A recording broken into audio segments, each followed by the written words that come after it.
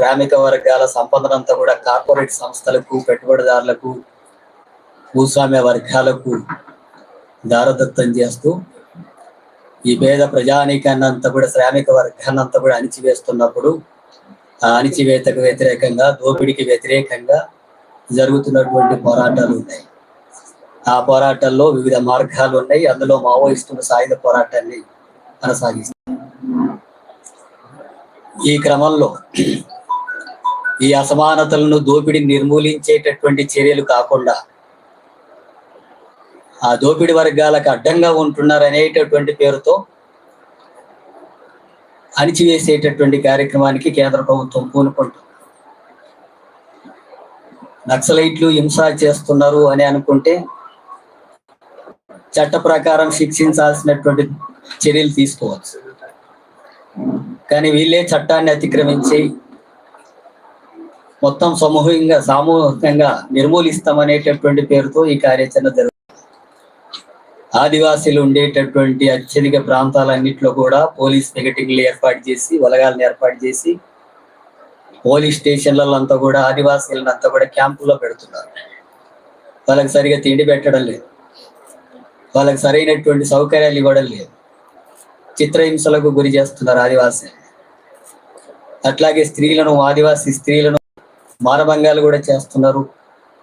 ఆ మానభంగాలకు గురవుతున్నటువంటి ఆ మహిళలు మమ్మల్ని ఈ రకమైనటువంటి పద్ధతిలో హింసించే కంటే చంపేయండి అని చెప్పి కూడా అంటున్నటువంటి సందర్భాలు ఉన్నాయని బయటికి వ్యక్తమవుతుంది. అట్లాగే పురుషుల్ని చిత్రహింసలు పెట్టేటటువంటి క్రమంలో మర్మాంగాలను కోసివేస్తున్నటువంటి దారుణమైనటువంటి ఘటనలు జరుగుతున్నాయని చెప్పి వస్తున్నాయి. ఇలాంటి హింస, ఇలాంటి దారుణమైనటువంటి అణిచివేత జరిగేటటువంటి చర్యల్ని కేంద్ర ప్రభుత్వం పూనుకుంటుంది. ఆ అడవుల్లో ఉండేటటువంటి ప్రాంతాలనంతా కూడా, అక్కడ ఉండేటటువంటి ఖనిజాలని, సహజ వనరులని ఈ కార్పొరేట్ సంస్థలకు దారదత్తం చేయాలంటే నక్సలైట్లు అడ్డంగా ఉన్నారు, ఆదివాసీలు అడ్డంగా ఉన్నారు. అందుకని నక్సలైట్ల ముసుగులో మొత్తం ఆదివాసీలను కూడా నిర్మూలించాలి ఆ ప్రాంతాన్ని. అది పెట్టుబడిదారులకు, కార్పొరేట్ సంస్థలకు అప్పగించాలనేటటువంటి ఒక కుట్ర కూడా ఇందులో ఉంది. అందుకనే ఇలాంటి చర్యలకు ప్రభుత్వం పూనుకుంటుంది. ఇప్పుడు 25,000 మంది బలగాలను పెట్టి వాళ్ళని ఏరివేస్తాం మార్చి 26 నాటికి, 2026 మార్చి నాటికనే అంటున్నారు. ఒకవైపు మావోయిస్టులు ఇప్పటికే 2-3 సార్లు చర్చలు జరుపుదామని చెప్పి చర్చలు జరపడానికి సిద్ధమని ప్రకటన చేశారు. చర్చలు జరుపుతామన్న తర్వాత 25,000 మంది కేంద్ర బలగాలు ఏమవసరం ఉంది? చర్చలు జరపొచ్చు కదా. నిజంగానే ఆ సమస్యను పరిష్కరించాలని చెప్పి అనుకుంటే ప్రభుత్వ వైఖరి ఏంటో వాళ్ళ దగ్గర చర్చలు జరపొచ్చు. వాళ్ళతో మాట్లాడిన తర్వాత వాళ్ళ ఆ సమస్య పరిష్కారానికి వాళ్ళకి ముందుకు వస్తారా రాదా చూసిన తర్వాత, ఆ తర్వాత మీరు చట్టపరంగా వివరించేటటువంటి హక్కే ఉంది తప్ప మొత్తం నిర్మూలించేటటువంటి కార్యక్రమం చేసేటటువంటి ఒక ఫాసిస్ట్ ధోరణితో వివరించేటటువంటి అవకాశం ఈ ప్రభుత్వం తీసుకుంటుంది. దీన్ని మనం వ్యతిరేకించాల్సిన అవసరం. ఇప్పుడు కరిగుట్టల దగ్గర వెళ్ళి పోలీసులంతా, మీ బలగాలంతా కూడా వెళ్ళి అక్కడ జాతీయ జెండాను ఎగిరేశారు. అంటే కరిగుట్టల ప్రాంతం ఏ దేశంలో ఉంది? ఏ దేశం ఆక్రమించింది? ఏ దేశం ఆక్రమిస్తే ఇప్పుడు కేంద్ర బలగాలు పోయి మళ్ళీ దాన్ని ఆక్రమించి జాతీయ జెండా ఎగిరేశారు? అది భారతదేశంలోనే ఉంది కదా. ఆ ప్రాంతాలంతా ఆదివాసీలే బ్రతుకుతున్నారు కదా. ఆ ప్రాంతాలని ఏమి విముక్తి చేసినట్టుగా. అందుకనే మొత్తం తప్పుడు సంకేతాన్ని ప్రజలకంతా కూడా పంపించేటటువంటి వైఖరి బీజేపీ కేంద్ర ప్రభుత్వం తీసుకుంటుంది.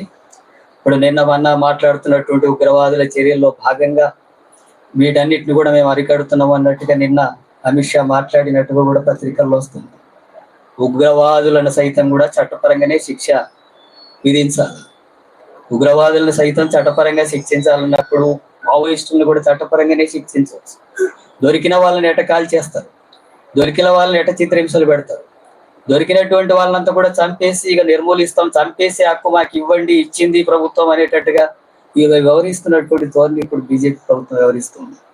అందుకని ఇలాంటి ఫాసిస్ట్ ధోరణిని మనం వ్యతిరేకించాల్సిన అవసరం ఉంది. ఆ హింస పేరుతో మొత్తం మావోయిస్టుల్ని, ఆదివాసుల్ని నిర్మూలించేటటువంటి కార్యక్రమాన్ని కోరుకుంటుంది. దీన్ని కూడా వెంటనే ప్రభుత్వం ఉపసంహరించుకోవాల్సినటువంటి అవసరం ఉంది. అలాంటి చర్యలు అరికట్టడం కోసం ఈరోజు వామపక్షాలు కానీ, ప్రజాస్వామిక శక్తులు కానీ, పౌర హక్కులు ఉండాలనుకునే వాళ్ళు కానీ, ఈ రాజ్యాంగ హక్కులు అమలు జరగాలనుకున్నటువంటి శక్తులంతా కూడా దీన్ని వ్యతిరేకిస్తున్నాయి. చర్చలు జరపాలని చెప్పి డిమాండ్ చేస్తున్నాం. చర్చలు జరిపి సమస్య పరిష్కారం కోసం కృషి చేస్తే ఆ సమస్య పట్ల ప్రజలు ముందుకు పోవడానికి అవకాశం ఉంటుంది. అలాంటి చర్యలు తీసుకోవాల్సినటువంటి అవసరం ఉంది. అట్లాగే కేంద్ర బలగాలకు సంబంధించినటువంటి చర్చలు జరిపేటటువంటి క్రమంలో